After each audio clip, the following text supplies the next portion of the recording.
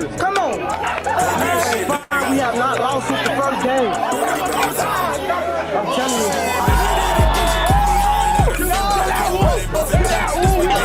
You like that? Oh, for real though.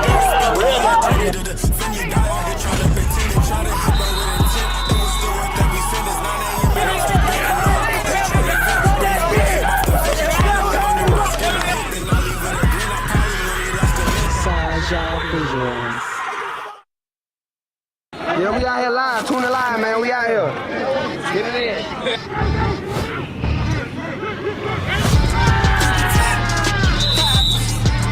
That's how we play football, brother. That's the only way we gonna win. That's how we play football. That's how you play football.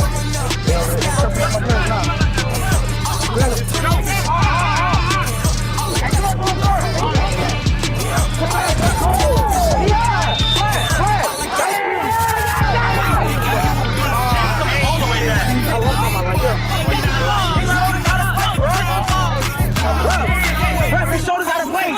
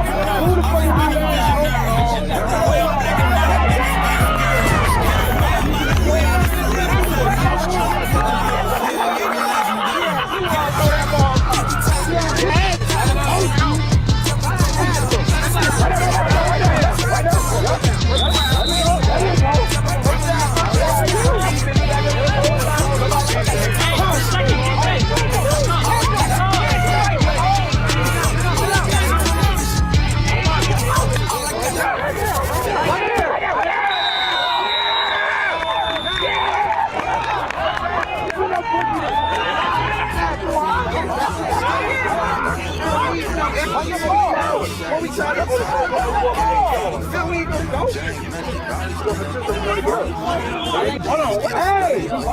Oh my favorite side.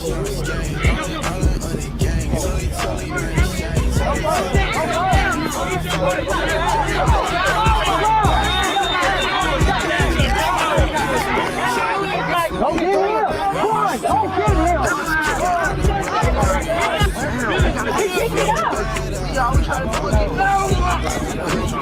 Right after me! Come on, Jazzy! Come on, Jazzy! Settle down! Settle down! I made it up from the brand new watch cake. They just can't be messing with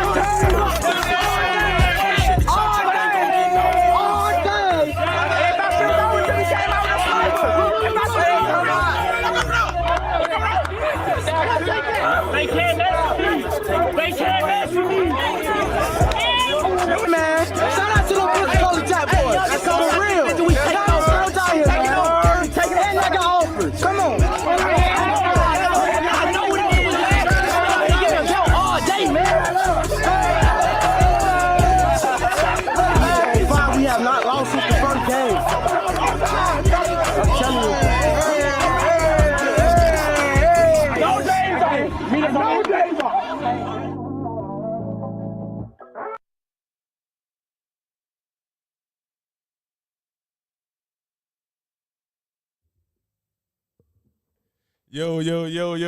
what it do? Y'all already know what it is on a Friday night. It's the Chop Up Podcast. We in the building. Pensacola Jackboyz in the building. Shout out to Hoffa, Sam Toucan. Shout out to Crazy Joe. Man, shout out to the whole Chop Up Podcast staff, WPMM Radio, man.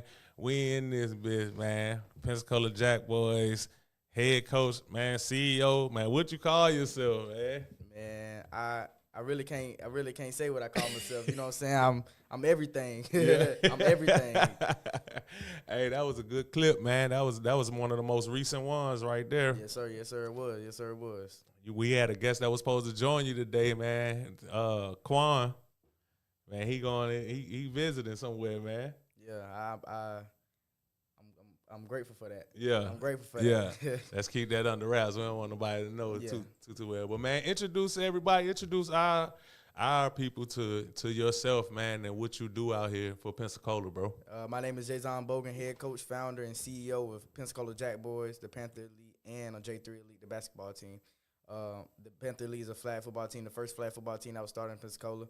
I am a head coach at the Pensacola Jackboyz. I currently host 12 offers from different colleges to go be a graduate assistant once I'm out of high school. My GPA is a 3.0. I do a lot of work around the community. I volunteer at Bellevue Packers as well. Okay. I'm a big-time comedian, I can say. I can make somebody laugh. Yeah. I'm a drummer around it. I'm a drummer at the church. I do a lot of things around Pensacola that, it's a lot to mention, but it's a lot of things that I'm blessed to do. You're a busy young man. How in the world you find the time? When do you sleep? I say I sleep. So actually, I probably go to sleep at 12 because as a CEO, I got to answer phone calls from different people. When I say different people, I mean you got to think of Louisiana Jackboyz. Something happened at they practice, I gotta be the one who make the final call or something like that, and potentially go help out and see what I need to do. Make the final call that needs to be made. Man, let's. I'm overwhelmed just by you telling me everything that you do. I ain't gonna lie, bro. But I'm also proud to see a young black man doing this much in the community and doing this much in the city, bro. Appreciate that, man. I appreciate that.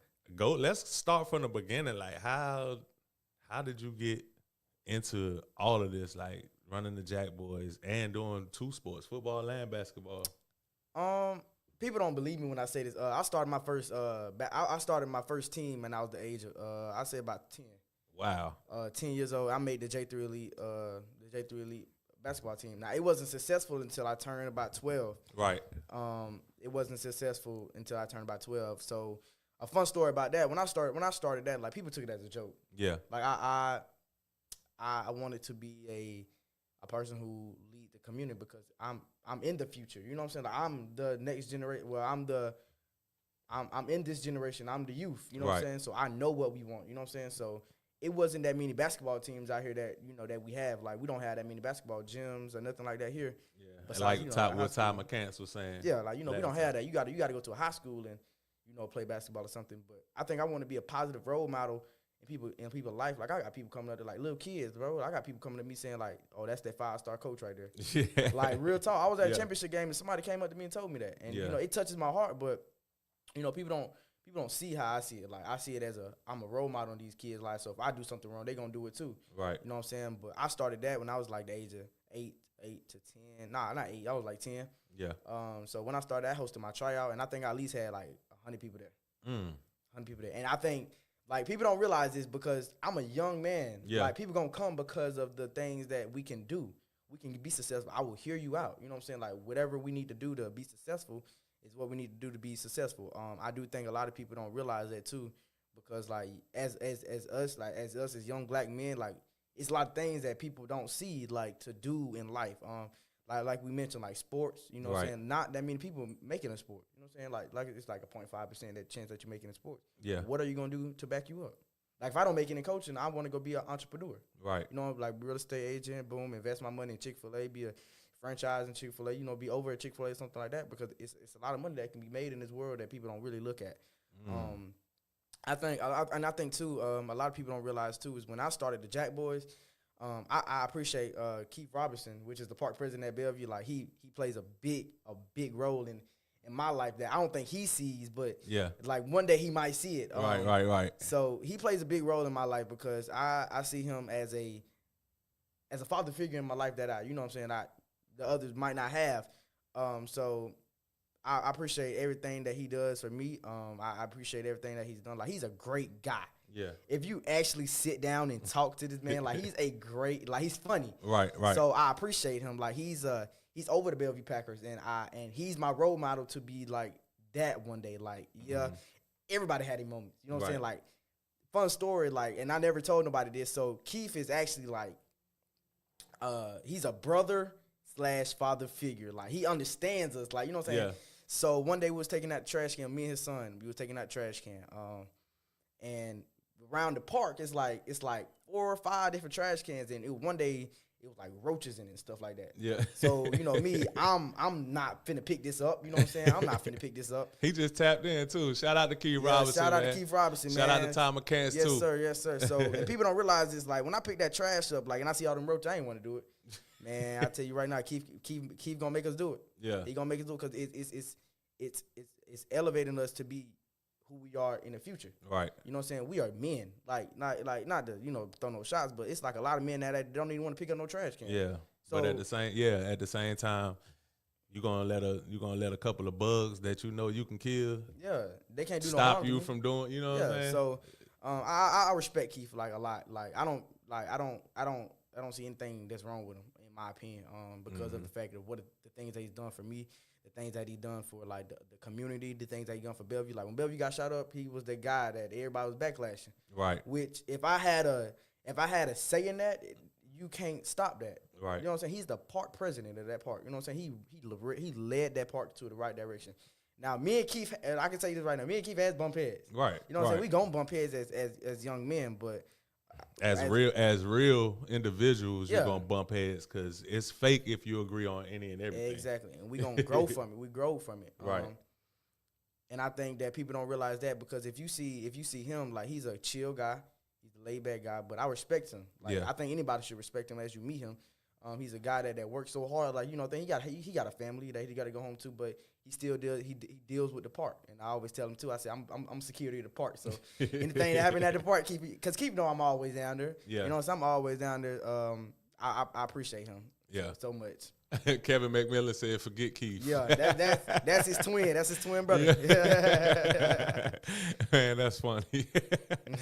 But look, man, I mean that's dope, man. That you got somebody that you look up to like that, and everything, especially at your age. And you rarely hear, people at your age give people their flowers. You know what I'm saying? While they still here, so that's refreshing, for real. But dude, having a mindset like this, like. How did you develop this mindset, bro? Like, was it your parents or was it Keith? Or because I can say this. This is a lot, like for somebody your age to be able to deal with. I can say this. I got the mindset from Mr. Kenny, which was the park president at Bellevue. Like, I've been around Bellevue my whole life. Yeah. And my dream is when I grow up about 21, 22 is to be the park president there. Okay. It's just because it's something that I want to do. Like, people say, you don't earn no money off that, right? Mm-hmm. It's not about the money. It's about what can I do for the younger ones that are coming up. You know what I'm saying? But, him, Mr. Kenny, Mr. Coach Keith, LD, shout out to LD. Yeah, shout out to LD. My grandmother, too. Okay. See, my grandmother, she's been down there for about at least 17 years. Yeah. She ran a concession stand, and then she did some more stuff. But I think those three right there individuals helped me be the man who I am today because of the fact that what they did for me. Like, I've been around the park so long, it's like I played football. I was no good at it. Right. I was no good at it. So when I see that and I seen that myself, I was like, it's either I can work hard and, try to overdo some things. Yeah. Or I can do like some type of something that can get me successful in life right now because the rate that I'm going, I think I have a successful path. You could learn the game and be a genius at, you know what I'm saying? And I think right now I like, not to be cocky, but I think I know more than people, like, so I can help people along down the stretch. So I appreciate those moments, especially that we spend together. Like you know, the talks that I've had with them people, you know, like everything that, you know, that happened with me, you know, with football. And funny story is when I got my first concussion, I didn't even know, but I was riding on the back of the Kabuta with Keith.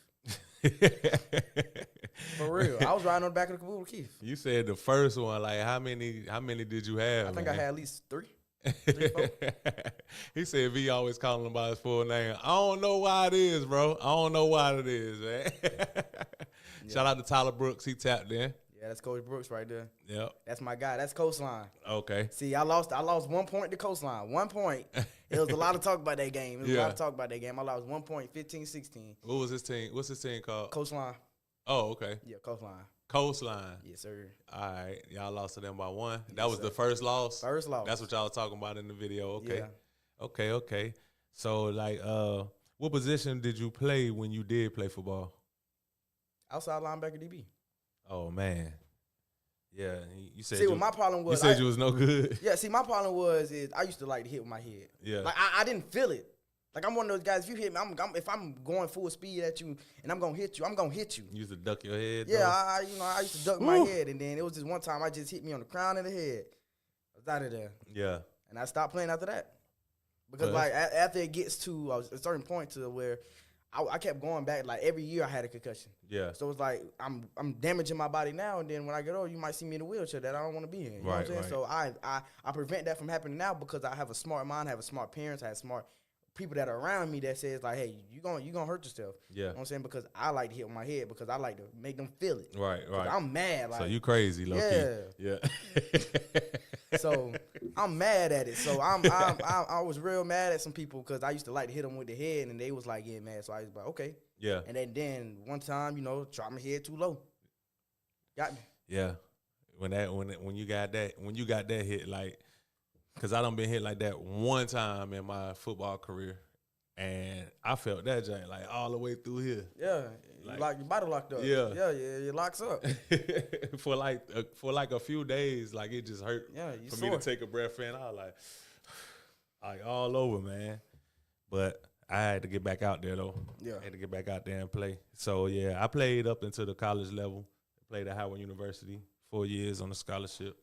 And then I ain't go any further after that. Definitely tried out for some pro teams, but I ain't make it. But I love football for it, like paying for my education and all of that. And just to think like back then, because I graduated in 2004 out of college. So just to think back then, like we was settling for them just paying for our education with the full scholarships. So to see the NIL deals now and see the cats that's getting paid off of their likeness and stuff like that in college, even in high school, like, I think that's amazing. I think we like some of the people that paved the way for that, but I think that's amazing that kids actually get to get paid while they're in college, while they're in high school, get these deals. What do you think about that?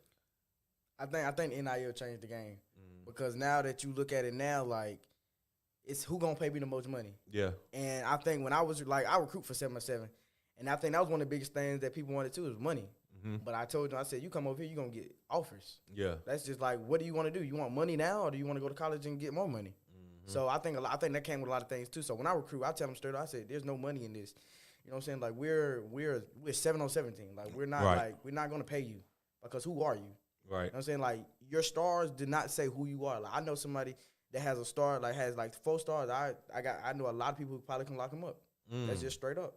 Yeah. You know what I'm saying? Like, I just think the stars, to me, it doesn't matter because how are you progressing on the field, off the field, and in the classrooms? Right. You know what I'm saying? Like, and I think too as well, like the stars boost your head. Like you got too much cockiness.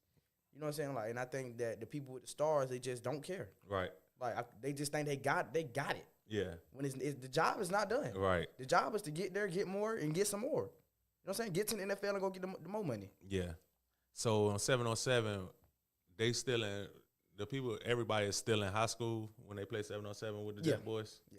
Okay. So when I originally got there, when I originally started it, I didn't know the rules. Like I didn't know the rules at all. So I had 16-year-olds playing 15U straight up, and nobody knew.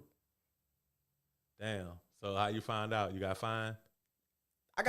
So here's a funny story. When I got fined, my first fine, it was 20. I think it was like I think my first fine was like $40. Yeah. And that was because it was low because like nobody like knew that they was playing. So until he hit me late, he was like, "Yo, you got a $40 fine. You want to get back into this tournament?" I was like, "Okay." Yeah. So I said straight, I was like, "We paid the fine, and then we had to, get into the tournament again." And I knew the rules. So I had to go up. I had to go up the age bracket on it. So Right.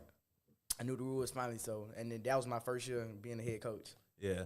When is it that colleges really started like looking at 7-on-7, man? Because this part of football recruiting and stuff is like new to me. So I think 7-on-7, I don't think they look at 7-on-7. I think they look at who's on the field. Okay. So when I say that, like, how are you progressing on 7-on-7 and in contact? I might be wrong because I never coach contact. Like I know contact. Don't get me. I can go out there and coach contact. Right. I coached the FBU team this year too, Okay. and we went down to Nashville. We went up to Nashville, Tennessee, and played some games too. But when colleges hit me up, they normally ask like, what's their film? Like they go out film. They don't really care like who you are, like what, like they care what your GPA is because, like I said, I had kids Definitely care about that. Yeah, because I had kids who had the 2.5 this year. I'm not gonna say no names because they're just wrong, but I had kids who had 2.5, 2.0s this year. Like, and I was like, how do you think you're gonna get into a D1 college, D2 college? Yeah, 2.0 used to get it back in my days, but now that ain't gonna get it because like I think that the money, the it's too much invested in it now. It's too much invested in it now where you're gonna have a low GPA and they don't care. You're gonna go JUCO A ball. two, and try a to get it up. 2.0 is telling them that you is not gonna wake up on your own and go to class. Right. You're not gonna do it. You don't care. You the trying only to be an reason you got average a kid. 2.0 now is because somebody waking you up and you like one class or something, like one or two classes at school. PE, But yeah, PE. PE. I'm gonna tell you how it is though. I like PE. I like PE. It's a free A. You don't do nothing. Right. You do what you love, man. You do what you love in there. And I think that we didn't got into the memo now is to like these kids don't care about it no more. yeah, Like how I used to hear the old heads say, like, back in my day, I used to hit people. mm-hmm. But now we look at the game not because I've seen the game change. Right. Like when I was a young kid, I used to see like the juniors it used to be so much hype. Mm-hmm. But now you got kids doing high school commitments. When is this became a thing? Yeah, that's crazy. And I think I seen a lot of people that committed to high schools. Like, brother, you got to go to a school. Yeah, I don't care what school you go to. So with you posting that you are committing, that's gonna make the school look bad because it's like you're recruiting them. mm-hmm. You know what I'm saying? Like, why are you posting a commitment that you're going there? Nobody cares. Yeah. I don't think nobody really. I don't think nobody really cares because you're gonna be a freshman. Yeah, You're gonna be a freshman. So, and I look at it now because I see that like the juniors when I was like 8 years old, the juniors used to play, mm-hmm. and it's always been with Bellevue, A&G, the Tigers versus Bellevue. NEP was never a big rival with Bellevue. It's always been like A&G and SYSA. So when we used to play, I used to look at it. I was like, dang, these boys about 6 foot. Yeah. I look at it now. These boys about 5. They my size. Yeah. I'm just speaking the obvious because I think that the game has changed around. It's because of like we don't have the OG coaches that we used to have. Like you used to have coaches that talk about it. Get on you, and I think I got that from a lot of people. Like at my practices, like anybody can tell you, my practices I'm gonna run it different. Yeah. Like I'm gonna tell you straight up, if you gonna mess around and like do whatever you want at my practice, this team ain't for you. Because how it is because okay, off the field we're friends. Yeah. On the field it's a whole different story because this is your future. Right. And I think that people don't realize that. They think that, oh, this a kid, he, what I'm saying, like he does this, that, and the third because, we had an incident Saturday. We'll get into that later though. We had an incident Saturday. But, and I think that people that, my practices, like I hold everybody accountable. You drop a ball, guess what? You got 5 laps and 20 push-ups. That's just how I am. I know they be trying to bucket you just because they don't be trying to bucket. Because how it is, because their parents are invested in this. Yeah. Their parents are invested in this. And because I have grown men around me. I'm the head coach. Right. I have grown men that, like, what I'm saying, now I got the grown men that are offensive coordinator, defensive coordinators now. So it's like, it relieves a lot of pressure on me because I'm the president of the organization, and it's so much things that needs to be done before tournaments. Yeah. Before a lot of things, like before the season starts, you got to plan sponsors, you got to plan your schedule, you got to plan like where you're gonna practice at. Like I don't know where we might practice at next year. That's just how I feel. I don't know where we're gonna practice at next year. Really? Yeah, because like it might be changes at like some where we practice at now. Maybe I don't know. You know what I'm saying? Like I just don't know. I have to find that out whenever the time becomes because I think a lot of people look at it too because of like. How can I word it? I think a lot of people look at it like when we have tournaments, that tournament gonna be packed. Yeah. And you can see that. For sure. That tournament is going to be packed because of the name that we have. Yeah. We are the Pensacola Jackboyz, and we have like so much hype behind us. And if I had to say this right now, I think we the number one hype team in Pensacola. Number one, off the bat. Talk it. I think we number one off the bat. Talk it, man. And the only reason I say that is because I've only lost one Pensacola game. That was with coast. That was 2 coastline. Right. Anybody else can't I've never lost to them. Never. Never have I ever lost to them. So what's your record? So I say my record is about 63-9. Ooh. No. Actually, I just like 63 and about 20. Oh, okay. 63 and about 20. I say that. And that's counting all the Jackboyz or just Pensacola? No, that's just counting Pensacola. See, Okay. if you go Louisiana, I'm undefeated because every time I'm there, we always win. We always win the championship because of the tournaments that we in. It's easy. Right. It's easy because of the lower the tournament. You know what I'm saying? It's the lower the tournament, the better you can chance that we gonna win because it's nationals. Yeah. Like you got to think if I brought a national guy in right now, he probably have to duck his head to get in that window. The door. Right. Because he's like 6'5", 6'6". And that's just on the average. Yeah. Because and I realize this too. If you go to New Orleans right now and you play 7-on-17, you're gonna see the height is gonna be different. It's gonna be at least like 6'6". You know what I'm saying? Because that's a different culture. Right. When I played the Mississippi team, I ain't played nothing but like 6 feet over people. Yeah. We still won the game. You know why? Because we had short routes. We had short people that were gonna go get the ball. Yeah. And I think a lot of people don't realize that too, because you gonna go get the ball. Yeah. If you want the ball, you gonna go get it. And I can't stress this no more to my guys that I coach. If you want it, you gonna go get it. You gonna go get what's yours. Like you gotta master them 3 W's. You know what I'm saying? You gotta want it, you gotta work it, then you gotta win it. You know what I'm saying? You master those 2 right there. Guess what? You already got the third one. Yeah. You already got the third one. You know what I'm saying? You gotta want it, work it, and win it. Yeah. Like, and that's what I was stressing them because I was saying, if you watch our YouTube video, you see I don't care who you are. Right. I don't care who you are. My halftime, I'm gonna yell at you. I'm gonna let you know how I feel about you. You know what I'm saying? But that's just because of who I am. Yeah. Because if I'm gonna be hard on myself, I'm gonna be hard on you too. And you can tell it's genuine too. It is. Cause I watched it, I was like, dang. I was like, he going in. I was like, he going in on the play. And I care about my sat players. there and it wasn't like it was like demoralizing them or nothing like that. You was just talking, telling the truth. Like, bro, that wasn't no 100% effort. You was talking, you was telling the truth, and they stepped it up. And I can say this right now, that game-winning catch, I got onto him after that. Yeah. Because I said that should have been an easy catch for you over here tipping the ball. I said that should have been a game-winning catch right there, easy, with ease. Yeah. And after that game, everything went left. You know what I'm saying? We're getting that deeper, but everything went left. Whenever you know what I'm saying? When everything went left. Yeah. So I just think that I think that tournament was very great because I think we showed out. We showed up and showed out. Yeah. And I think the only reason that my boys came to really to play is because of that first game. I always wanted to play coastline. I thought I was gonna lose bad. I thought I was gonna lose bad. Yeah. Because of who he was, like me and Coach Brooks. Like, I don't think people understand. Me and Coach Brooks got a relationship outside of just I text him and he'd text me back like we'll laugh, joke, you know what I'm saying, or something like that. That's my guy though. That's definitely my guy. Man, how you think that you earned the respect from other coaches, like with the age difference? I think I earned the respect. My bad. I think I earned the respect is because of how young I'm doing it. I think I earned that, and I don't think it was given to me. I think it was because of what the things I did in the community. And nobody ever knows this. Like we had what was this? We had an All-Star game.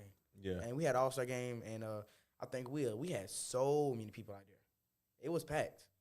And I think that game, I hosted the first All-Star game in Pensacola. Right. The first 7-on-7 All-Star game in Pensacola. That game was packed. Yeah. I'm just put it like that. You couldn't get nowhere. Where was it at? So this was at Bellevue. At Bellevue. This was at Bellevue. And anything I have is really at Bellevue. Right. That's just home field. So this was at Bellevue. This was last year. So it was packed. Like you really couldn't get in there. Like, you know what I'm saying? And I think I earned a lot of respect out there because I had at least about 2 college coaches out there.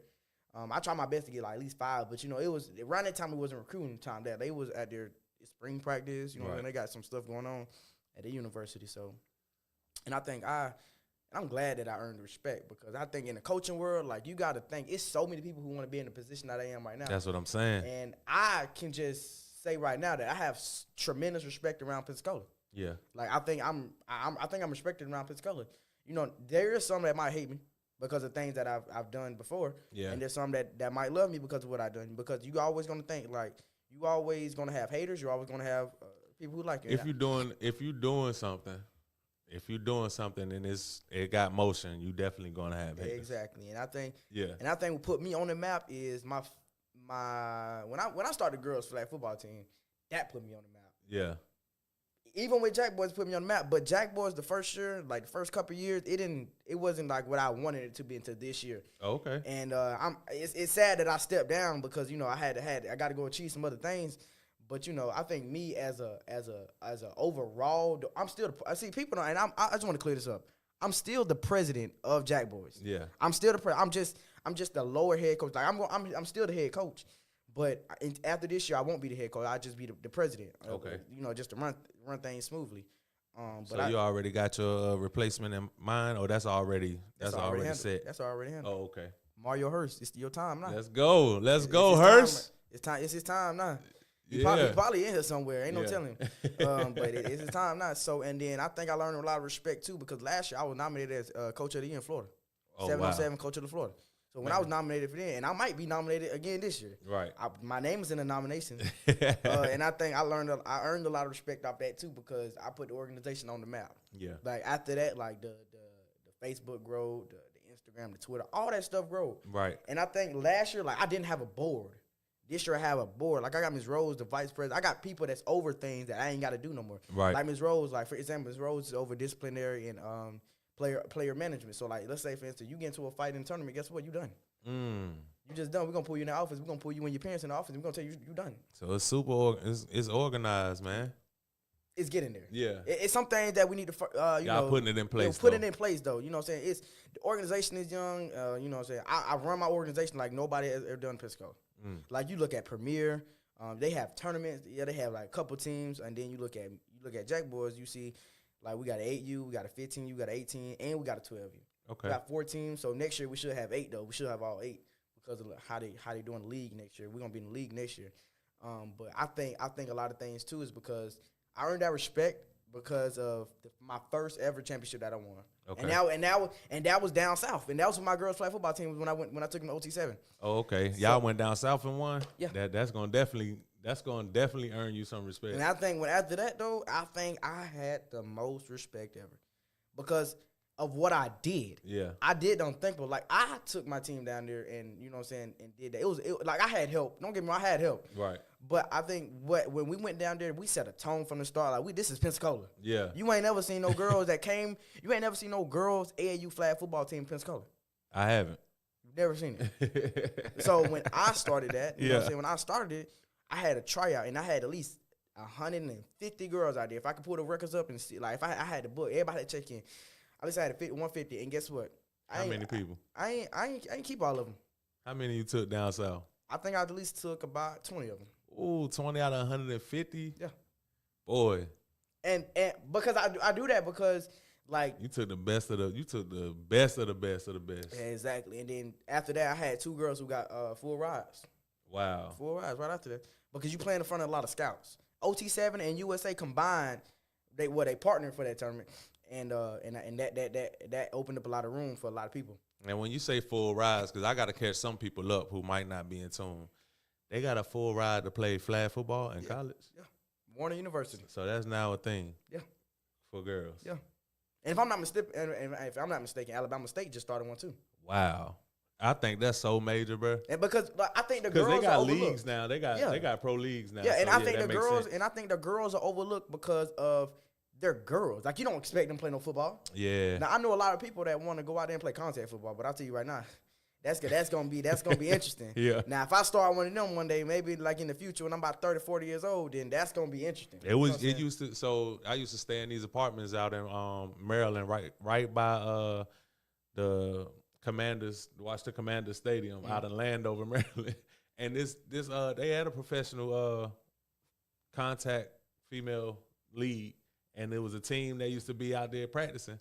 I was sitting on my balcony like, man, let me just watch and see what they about. Man, I seen this girl at linebacker. She went left to right so fast and hit this girl. I was like, oh, they for real. Yeah. They were cracking out there. And I think the girls are overlooked because, like, you know, back in the day they used to have it like women don't do what boys do. So, but now it's like, yeah, it used to be like one out of 100 guys, it used to be like maybe 1 or 2 girls that wanted to play with the guys back in the days. But now you it's got like a lot of them. Yeah, they want to play. But it's like a lot of people in Pensacola don't take the time out to just do it. Yeah, it's not hard to run a program. Right. It's not hard, but it ain't easy. I'm just tell you that right now. You're gonna have parent issues. You're gonna have player issues and stuff like that. And I think I only came across the like 2 major issues. You know what I'm saying? With any time I ever had something. Right. Because I set the tone from the start. I'm gonna tell you right now, if you're not gonna play for me if you think you finna come out here and run stuff. Right. And that's just how I am. Yeah. You might think I'm friendly in school. Yeah, congrats, we in school. Yeah. now this is outside of school. I can't get in trouble. Right. You know what I'm saying? So and I think I earned a lot of respect because of the things that I've done for Pensacola so far. The things that I've achieved as a mentor or something like that.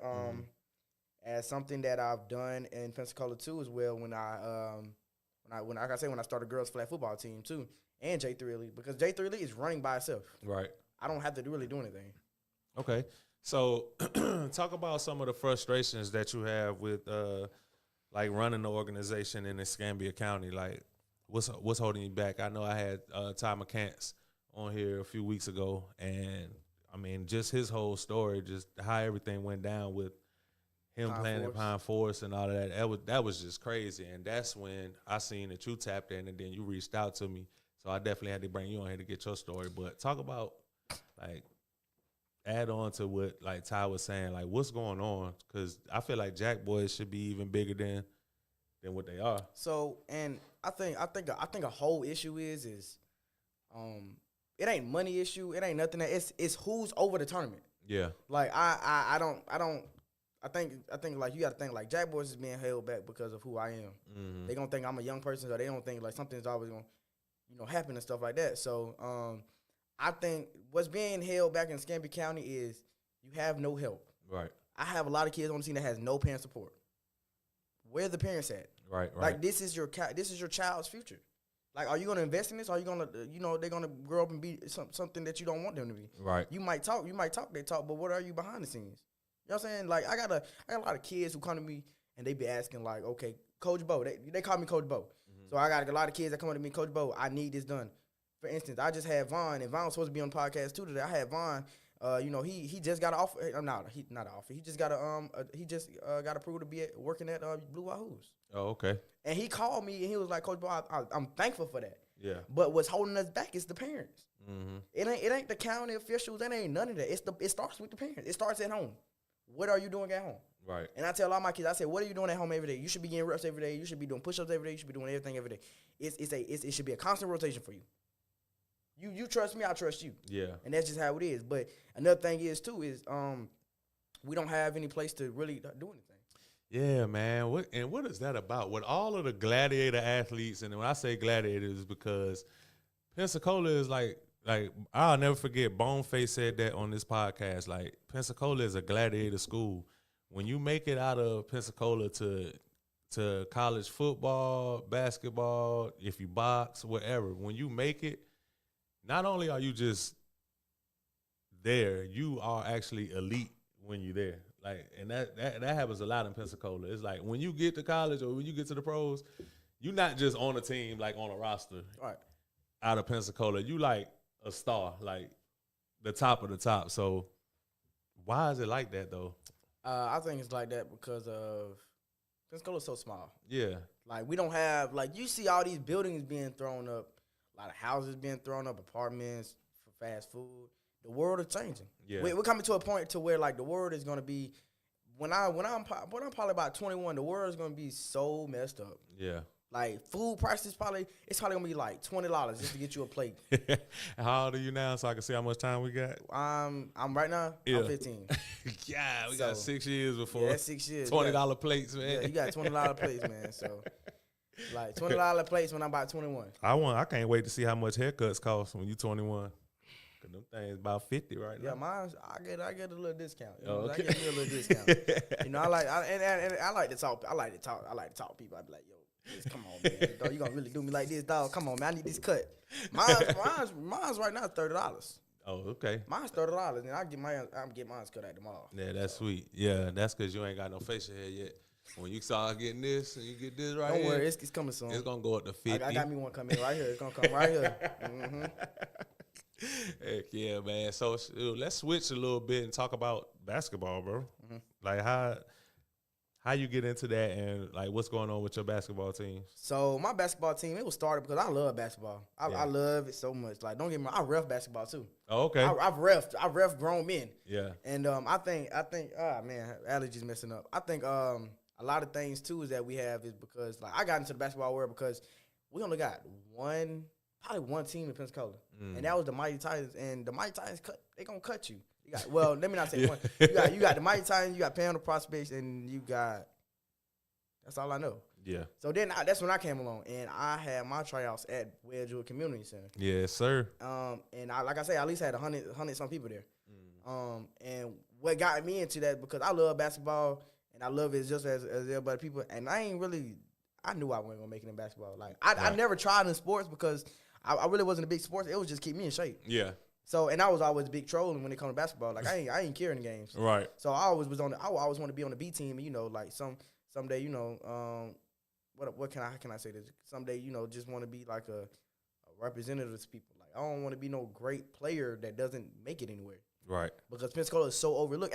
If you score 40 points a game, you probably still gonna be overlooked because of where you at and who do you play.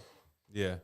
Like if you score 40 points a game, they gonna want to see you go against one of the top. They gonna players. be like, yeah, you playing schools you ain't play nowhere down south and do that. They gonna make sure you go all around. Yeah. Yeah, exactly. And I think now it's to the point where these kids are getting handed stars. Like I see people with stars that don't even need stars. You go to camps, you get stars. What's up with this? Why are we not working for the stars? So what you think earns you a star? If you play good in a real contact football game. Okay. And that's just how I think it is. Yeah. Because I don't care what you're doing 7-on-7. That's t-shirt football. Yeah. What are you gonna do with these pads on where you finna go get an offer with? Like I don't know. If I'm a recruiter, I'm not recruiting you because of what you doing 7-on-7. Let me see your contact football clips. Because everything does change when you get hit. Like exactly. When I was in college, we had great 7-on-7 players. How many hits can you take? How many hits? But when that safety, when all the pads on and that safety come down, you ain't gonna be making all the spectacular catches like that. Not at all. Yeah, man. So like, who was some of your favorite football players to watch growing up? Okay, when we say that, we mean NFL or like? Yeah. NFL. I say when I was growing up, like I didn't really watch NFL until like Patrick Mahomes came along. So oh, okay. I'm a Patrick Mahomes fan. I'm a diehard Patrick Mahomes fan. Yeah. I'm a diehard. I used to like Tom Brady until Patrick Mahomes and Tyreek Hill and Travis Kelce. I like Chiefs. Mm-hmm. And Andy Reid, I like it. I like Big Reid. So when he retired, and I was a big Nick Saban fan too. Yeah. I know this might not do anything with conversation, but Nick Saban, when I personally met Nick Saban at an Alabama camp, I didn't even shake his hand. Like I was so scared. That's because I was starstruck. Yeah. Like if I'm right here, he probably walked straight across that room, across this room, like straight. I'm right here sitting down. You was just staring, and I'm just staring. Like I don't know if I should say, "What's up, coach?" Yeah. Or like, what should I say? But I was really scared. I'm gonna just put it like that. That's what's. I mean, a lot of grown men would have been scared too. Yeah, because it's his aura and everything. You know what I'm saying? Like, okay, now and he probably cool too. He probably no. Okay, now let's put it like that. If I seen Deion Sanders walk past, I'm be like, "What up, coach?" Yeah. What up, Coach Prime? You know what I'm saying? What it do? But Coach Saban is an older coach, so he don't play. Right. Like I've seen it on, but okay, when it comes to Coach Sanders or Coach Prime, it's like he'll play around with you. Mm-hmm. So, but I know outside as a man because Ms. Rose Ashley, and she's the vice president at Pensacola Jackboyz. She does work at Jackson State University, and she worked under Deion Sanders. Right. So she told me everything that I need. She was like, he's a big teddy bear if you actually sit down and talk to him. Wow. So but when it comes to coaching, everybody got two different sides. Yeah. You know what I'm saying? Because like you can't be a coach and think you finna win if you play around too much. Right. That's just how it is. What was it about Pat Mahomes that you just like so much? I think because of how he changed the game. Like he showed me that like it's really possible to make it because he came from nothing. Mm-hmm. He didn't have like like you rarely see his dad. Like you rarely see Steph Curry's dad too. I wouldn't say that. I grew up watching Steph Curry's dad. Well, now let me say now I don't hear about him. Oh. Because, listen, so I'm from North Carolina, and his dad played for Charlotte Hornets when I was young. I heard. And Dale We actually used to see Steph at the games for real. So we was like, that's Dale Curry, little son, blah, blah, blah. He used to be shooting around on the court. And he would make shots even back then. But who would have thought that Steph Curry was going to be Steph Curry like he is now then? We looking at him like, who is this little dude? This man making everything. But Dale Curry was nice, especially in the corner. He couldn't fire up the three everywhere like Steph do. But in that corner, it was money. Yeah. But so I know he got that 3-point stroke from his dad. Yeah. But I feel what you're saying though. Like it's a lot of like Pat Mahomes' dad really wasn't around like that. But did his dad even play football? I don't think so. Yeah. So Pat Mahomes. I don't think so. So I never heard of him. Yeah. So all right, I said that, but I ain't mean to interrupt you though. But what else is it that you like so much about Pat Mahomes? Why you became a Pat Mahomes fan? Because of who he is. Yeah. He won the Super Bowl. He got the ring. He got the rings. At a young Even age. At a young age, though. Even before then, I liked him. Like, yeah. I ain't even know. I never knew. Like, I never even watched football. Like when I was young, I didn't care. I used to care for like Golden State. Yeah. And when KD and them left, I was like, golly. I was like, man, like you kidding me?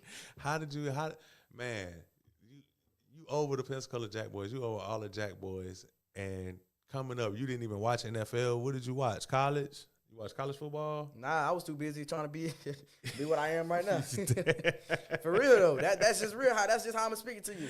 Because I think it's just interesting because so you learned the game just strictly through basically high school and below. See, okay, and I learned it now because I can watch football and I can watch college football and I can watch everybody got different rules. Yeah. And I think that plays a big role in when it comes to coaching too, because you got to learn the rules. I had to learn the rules too, like I said. But when it comes down to like, football, I learned it from youth football. Wow. I didn't do like that just go to show that you really teach the same thing. It's just your mental toughness as a player. Everything comes bigger, faster, and stronger the higher you go up. Or the levels that you go up. And my practices, it's not just like 7-on-7 is just offense versus defense. Yeah. Not at my practice. We gonna split. We gonna split up into two groups. Everybody, we gonna have footwork. We gonna have DB. We gonna have wide receiver. We gonna have quarterback. We gonna have tight end. Oh, okay. And that's just how we gonna do it. Because if you look at the game now, you got to think now. Like how are we gonna develop these kids when they get older? Yeah. Like I go home and watch. I go home and study new drills that nobody ever taught. Like you never probably heard of. It's called the Baylor drill. You got two high safeties and you got a wide receiver. I want that wide receiver to go ahead and split in two high safeties. I want to see what can you do. Wow. What can you do to get open? You know what I'm saying? Move the defense to the left. You go to the right. It's simple. It's 7-on-7. They gonna run two high. They run one high safety. Guess what? I'm taking off the top. Wow. Every play. I put my fast receiver on the shortest DB. We're taking off the top on you every play. And that's just how it is. Wow. And so you're a Chiefs fan. So the Chiefs didn't fare too well in the Super Bowl this year. What do you think caused them to get blowed out? I mean, from their stature, like they coming back for a three-peat, something that had never happened before. Somebody paid them to lose. Somebody paid them to lose. I'm just gonna say like somebody paid them to lose. I was real mad. I didn't even want to watch Super Bowl no more. I was like, when I want to watch Super Bowl, I want to watch a down to the wire type of game. You remember when the Patriots played the Seahawks or something like that? When the Patriots played the Falcons. No. Oh no, when they because he threw the interception at the goal line. Remember? Yeah, that was the Patriots and the Seahawks. Yeah, I was like, Malcolm Butler caught the interception. That's what type of Super Bowl I want to see. Yeah, I want to sit down and enjoy my food. I want to see who gonna win. So it's now to the point where it's too much betting on it. Yeah. Like, why are we betting on? Like, okay, don't get me wrong. I don't bet. Like, I don't bet. I want to see a real game. I don't want you to tell me I want to lose. I'm gonna pay you $1 million if you lose. No, I want to see you actually go out here and win. Yeah. What can you do? I want to see, like, you know what I'm saying? I don't know, but I just if it did come down to like gambling and all of that, like, why would they tell the Chiefs to get beat by that much? It's a money thing. I feel you. It's a money thing. I needed to be close, bro. It's a money thing though, cause I'm gonna tell you this straight up. I've lost a 7-on-7 game because of money. That's just because of like, if I won that game, I'm not gonna say the team name because I think that'd be I'm putting him out there. Yeah. But if I won that game, it was this season. If I won that game, it'll probably be some things that would probably happen after. That's just straight up. I believe you too. Because you gotta think too, they're paying me to lose. Right. And it's like, I don't want to lose, but I don't want to win because if I win, the consequences could be worse than you losing. Yeah. And I think that can tear the whole organization down. So I've lost because there is money on the line. Like I'm gonna tell you that straight. I've lost because there is money on the line. I never really even heard that perspective come from a coach or come from somebody that's. And I say this right now because I only lost that game is because like I didn't. It's a pool play game. Like I don't really care about pool play. Now when we get down to playoffs, you ain't gonna pay me. You can't pay me enough money. Because guess what? Yeah. If I once I go win this championship, I get a free bid to the next tournament. So that means I ain't got to spend no money. Yeah. You know what I'm saying? And I think too, another thing too is because when I coach, like I'm not worried about like who you are. Right. Everybody don't get reps with me. I'm gonna just tell you that right now. Okay. You ain't gonna get that many reps with me if you're not that good. Like I'm just gonna put it like that. Yeah. It's a 7-on-7 team. It's a 7-on-7 is a competition team. Mm-hmm. I've had like I pulled a play out for pushing somebody into a chair and snapping it in half. Like it was a 50-50 ball, but you still doing stuff after the play. Right. He didn't play. He didn't play that the rest of the game. He did not play. I told him to take his stuff off until the next game.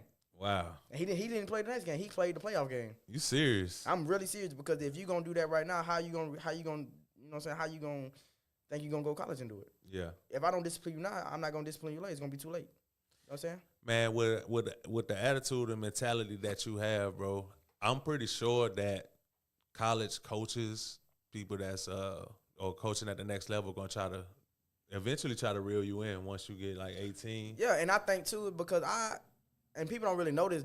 You can get offers doing being a graduate assistant. Mm-hmm. All you need is just go to the school. And I think when I got my FSU offer is because because when I met the coach, I passed the eye contact. Like I ain't look down. Yeah, I'm not looking down. You a man. Yeah, I'm gonna firmly shake your hand. I'm gonna look you straight dead in the eye.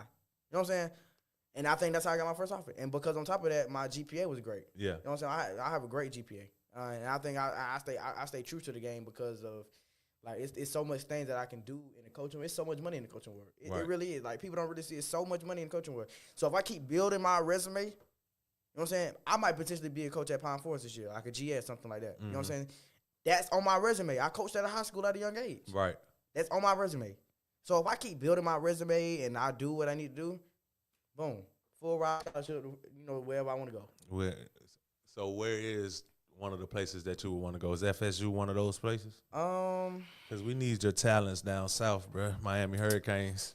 Actually, I have had a Miami coach that reached out to me. Oh yeah, I have. He actually expressed to me. He was like, he liked what I'm doing. He was like, he'll keep me in a loop and stuff like that because I wanted to go there. But first you got to go through somebody. He was saying that I need to get accepted into the school or something. But he said he'll do that when I'm about a junior or something. I think too is that I think I would go to FSU. I think I go to FSU. Like if out of everybody that I got right now, if I had to commit 2 days, I would go to FSU. Yeah. Why is that though?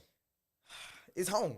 Yeah. I've been there. Like I'm gonna say that right now because that's the only really the school that I've enjoyed when I went there. Yeah. Like the atmosphere, the coaches, players, staff, trainers, the head of the schools and stuff like that. I like it. Right. Like now, don't get me wrong. I've heard a lot of great things about Miami, but only reason I wouldn't go there, they don't have their own stadium.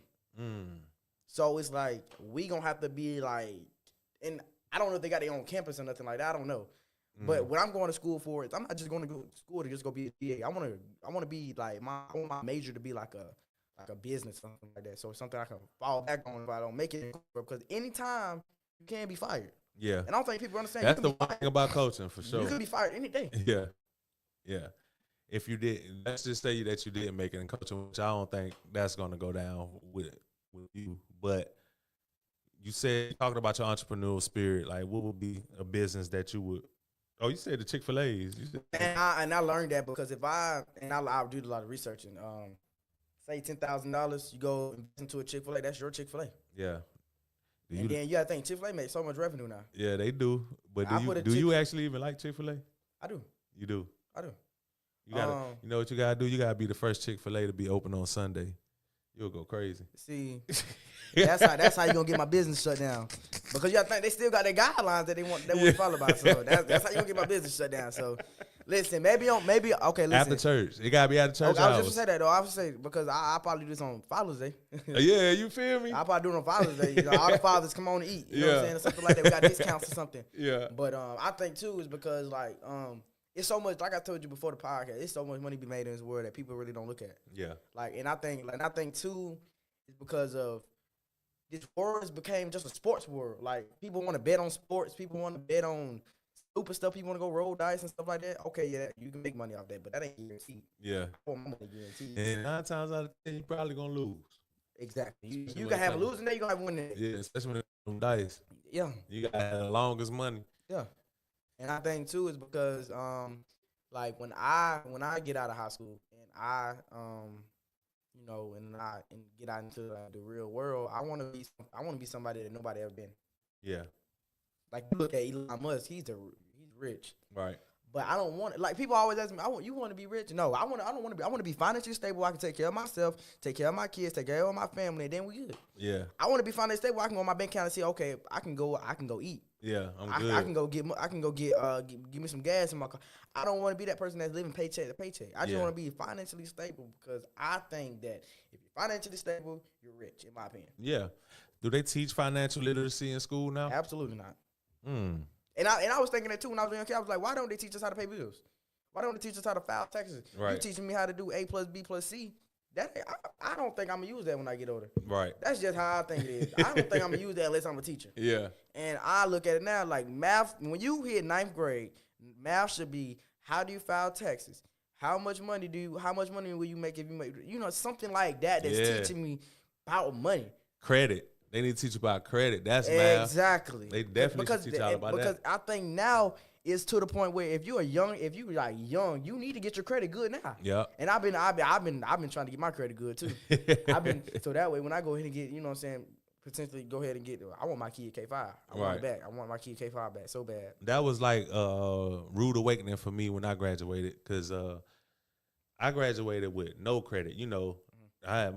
I'm an 80s baby, so my parents was on some, don't ever get no credit cards, don't do this, don't do that, credit will ruin your life, blah, blah, blah, all because their credit was bad, you know what I'm saying? They never taught us about credit, not in school, and my parents didn't either, so she was just on some, don't ever get a credit card type of deal. Well, I graduated from college, I'm looking to stay in an apartment, I need a cosigner, or I need a roommate because I don't have no credit. They looking at me like, even bad credit worse than no credit. I mean, bad credit is better than no credit at all. You don't have no credit, we can't trust lending you nothing. Like, exactly. You know what I'm saying? Can't trust you. That was like a rude awakening for me. I'm like, wow. And I think the easiest way to get credit, if you have somebody that you can trust, you trust them, they pay their bills on time, boom, you got good credit. They putting you in a better place. Yep. You know what I'm saying? And they're getting better credit too over time. All you gotta do is just pay your bills on time. Now, I understand some people's situation. Yeah. Not everybody got the same situation. And I think that when I get older, I just want to be in a place where, like, I can be financially stable. I ain't got to worry about nobody coming to get me out of my house. I ain't got to worry about nobody trying to get me out of my house, something like that. Right. I just want to be at my own place, my own time. I ain't got to worry about nobody saying, oh, you got to be here 8 o'clock. Yeah. I don't want to be that one person that's on the street that I got to go try to find money, go get a hotel. I don't want to do that. Like, I'm just speaking real. Nah, I know. I've had players, like, the organization that I run is so different than other organizations. Like, you might look at Coastline. You have a tryout there. Yeah, I have a tryout, but I'm going to really accept all my players. Right. So, but I've had players that are literally homeless. Like, people don't really understand. Like, they're homeless. Yeah. You know what they go ahead and live in? Like a room like this. It ain't homeless, but you know what I'm saying? They don't have AC. They don't have heat. They don't have refrigerator. They don't have none of that. They don't have their own personal space. Yeah, none of that. And you know that builds up anxiety. Yeah, I was about to say that all plays on your mental. Exactly, because I've had kids come to me and tell me, like, straight up, like, Coach, but when I get older, can you please help me? And I said, listen, I can help you now. Like, I got the resources to help you right now. Yeah. What do you want to do? And I had a kid come and tell me, he said, I want to go work at the Blue Wahoos. Got it done. I made this couple phone calls, boom, boom, boom. Got it done. Yeah. And I told him straight up, I said, listen, you go in there, you're going to have a haircut. I pay for his haircut. I pay for his shoes. I pay for the suit that he had on. I pay for everything. I pay for the glasses that he had on. I said, listen, you going to go in here. You're going to talk like you professional. You're going to go get the job. And he got it. And he got it. Hey, that's love, man. Salute to you for that. That's just how I roll over here. And I think, too, that we look at the 707 game and say, oh, this is just a game. These kids, if you ain't this, you ain't that, you ain't going to be nothing. See, I'm the president of that Jackboyz. I'm going to tell you how I run it. I'm going to tell you how I run it. I accept every kid that come across my mind. Guess what? We're going to make an A team, B team, C team, whatever we got to do to get these kids off the street. Yeah. Because once you cut a kid, they going to the streets. That's exactly how I look at it. That's exactly what they going to the streets. And I think a lot of whoever, like, we have like park officials of like 7on17s and youth teams. You cut this kid, he's going to the streets. Yeah. What are you doing? You should feel bad about yourself. Now I have times where I have cut people because of how you reacting. Right. Now you come at me wrong, we gotta step out of this room. You feel me? That's just how I am. Like, two as well is because of like, what have you done?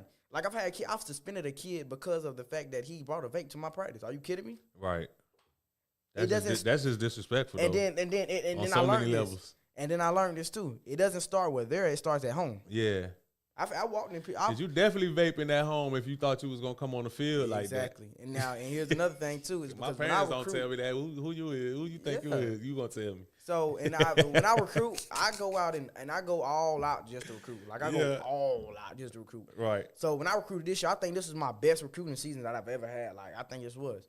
I went to your house. I said, with you, your parent, and whoever else in the house. The dog, the fish, the cat, whatever it is right there. I sat with them too. Yeah. Because I want to learn what type of person are you. You know what I'm saying? I want to see your grades. I want to see your GPA. I want to see your SAT score. I want to see all that. What can I do? What colleges can you get into? And I bring a list of everything that I need to go over. Yeah. I need to see your social media. What are you doing on social media? The social media describes of who you are. You on there with a switch. You know what I'm you on there with pistols and stuff, aiming at the camera, rapping. And you doing that right now, guess what? When you get in that real game street, and I learned this, and because I had a teacher who told me that, he was like, you go to jail, this ain't nothing. Yeah. Boy, they gonna bully you. Yeah. Boy, they gonna bully you. You gotta think, you got ranks in jails. Mm-hmm. They gonna bully you. They gonna take your honey bun. They gonna take your chips, all your that. drink, your You phone. gonna be washing clothes. Come on now. Folding them. Come on now. Folding drawers. Come on now. At least somebody though. Ain't no guns. Ain't no guns in there. And guess what? They gonna shank you. Everything you do up close and personal. Yeah, exactly. So you better know how to do something with these hands or something. Come on now. You better preach it. Hey, man, I love having a conversation with somebody your age like this, bro. It's very seldom that this ever happens, man. This is lit right here. For real, man. So, like, what is your, like, 5-year plan, bro? You'll be 21 then. What's your 5-year plan? Go to college and potentially be a head coach at the university. Yes, sir. That's just how I think it is. And because people look at me now and they be like, when you gonna be a head coach, you gonna hire me? No. Why I'm not taking nobody from Pensacola. Why? I might take a couple. Don't get me wrong, I might take a couple. Yeah. But if I bring the whole Pensacola, guess what? We're gonna have an 0-17 season. And I'm gonna get fired, and y'all still gonna be here. Nah, you're gonna have to pick the best of the best wherever they at. Yeah. Exactly. Nah, for sure. But you'll be open to like you'll interview somebody from there, but yeah. You know I know if I had to be a head coach at the university right now, I'd bring a couple people from Pensacola. Like, okay. If I was a head coach right now, I'm gonna name everybody I bring. At my OC, I bring Coach Brooks. He's Coach Tyler Brooks. Yeah. That'd be my OC. At my DC from Pensacola, I think I bring Coach JJ. You ever heard of him at Pine Forest?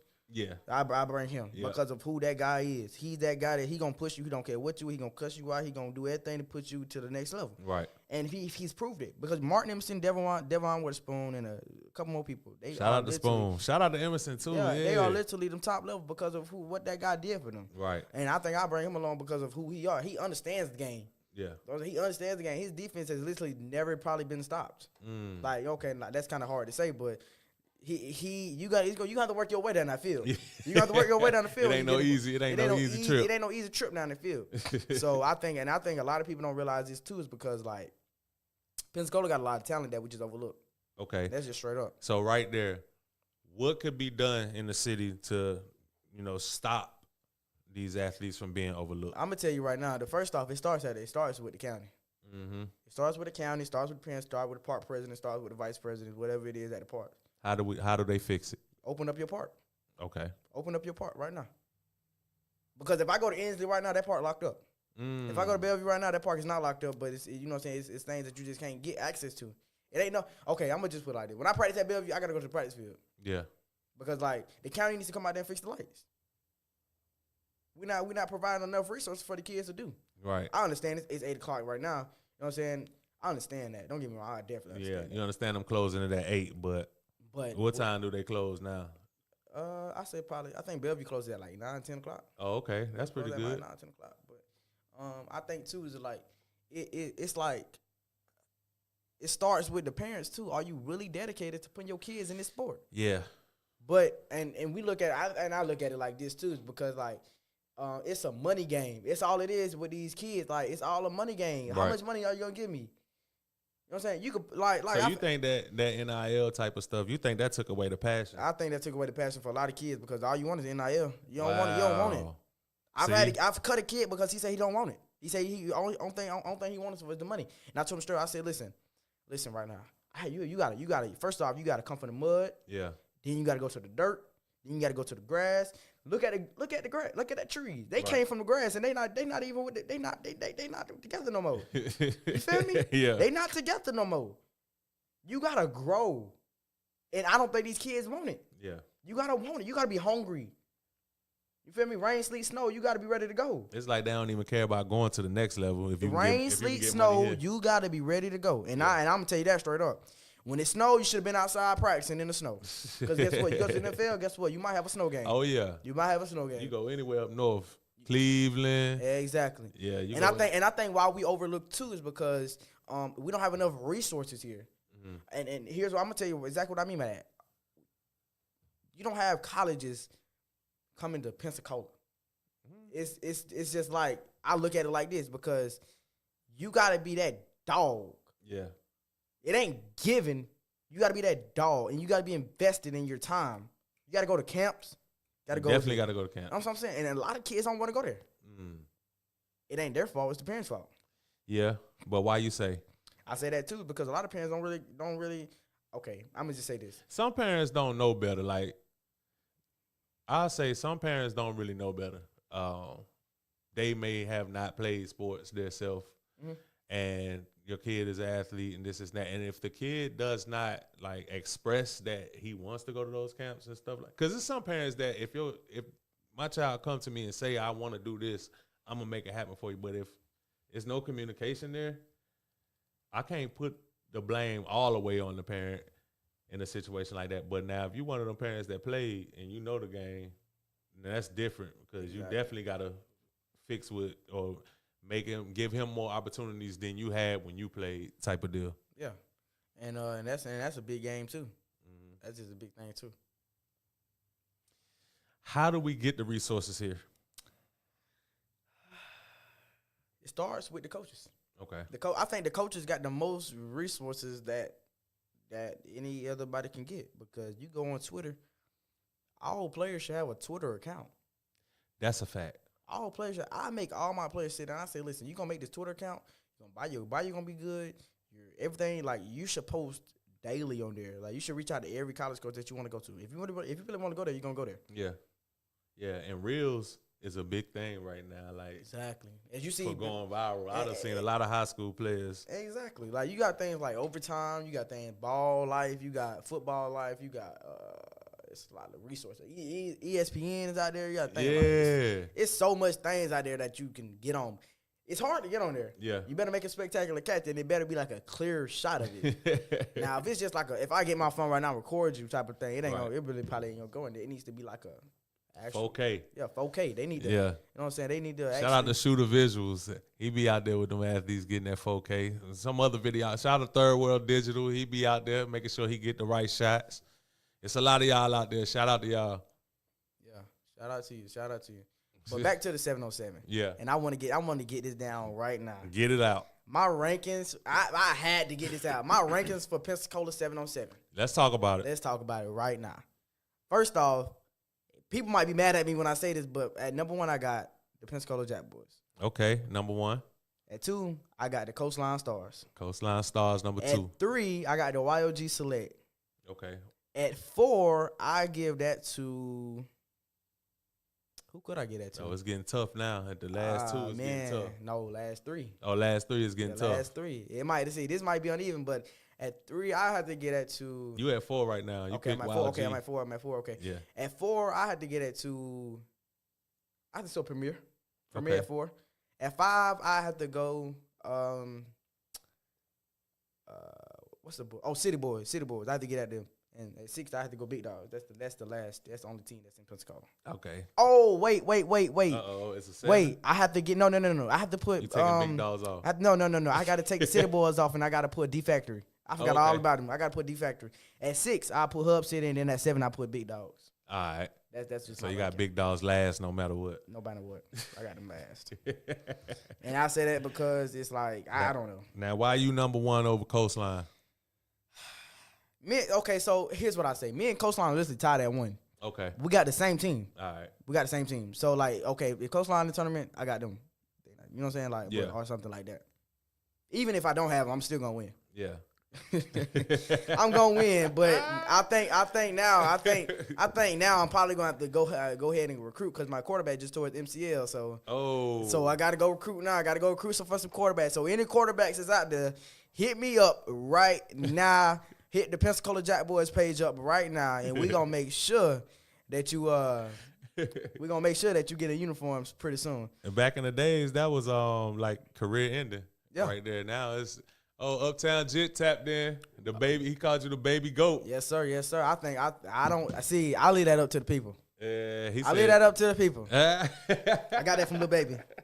Man, as much as I'm not the GOAT, but I fit the description. you fit the description. I fit the Okay. description. I'm with you. I'm with you on that. Yeah. So real quick, man, what he got that top 7 out or not, or the listing from 1, but where you from in the city? Where you from? Everywhere. You from everywhere. Bellevue, All right, so big Bellevue. you ain't claiming no side. I ain't claiming no side. I ain't claiming no side. I ain't claiming no side at all. Michael Brooks. See, and here's the thing that I don't like about some of my players right now. Like, I'm probably finna go get him in a minute, too. I'm probably just finna go get him because he's supposed to be watching film right now. He's watching the podcast with me on it. Like, and He's supposed to watch the podcast, listen. And I say this because, like, a lot of people, like, I have had phone calls. I had my number leaked one time. Like, I don't like getting my number out. Right. Like, if you're not, like, I'll get my, okay, if you ask for my number, I'll give it to you. Yeah. But, okay, half of my players don't even have my number. We got an app that's called Band or Instagram that we use, you know what I'm saying, for a group chat. Half of my players don't have my number. Right. Because I've had my number leaked before, and I've had my phone being blowed up asking, like, a lot of questions. Now, I've had my player call me before, like, only time I give you my number if I communicate with you outside of, you know, of practices and stuff like that, because, like, Michael Brooks, I communicate with him outside of school. Like, yeah. Shout out to Michael. He supposed to be here, but he got called in to work. Oh, okay. Like, shout out to Michael Brooks, like, man. This room is supposed to be filled right now, but a lot of things happen, you know what I'm saying, and stuff like that. But I think what plays a big role into me is because a lot of people want to know, what do I do outside of, you know, coaching? Yeah. Like, I have a life. Like, you just not going to catch me at home on the game. Like, I've had the player call me while I'm recruiting.